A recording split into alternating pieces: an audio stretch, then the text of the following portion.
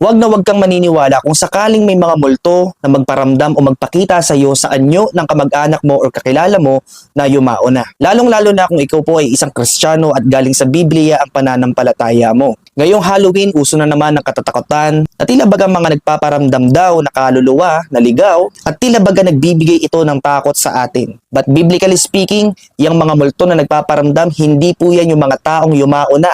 Pakinggan po natin sinasabi ng Hebrews chapter 9 verse 27.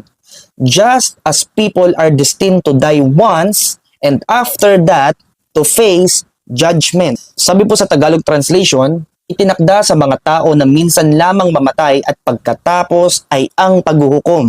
Malinaw po na sinasabi ng Biblia na pagkatapos mamatay ng isang tao, judgment na po kaagad ang kasunod. Meaning to say, ang judgment po, huhusgahan na yung kaluluwa mo kung ikaw ay mapupunta ng langit or ng impyerno. Sa madaling salita, ang ating mga kaluluwa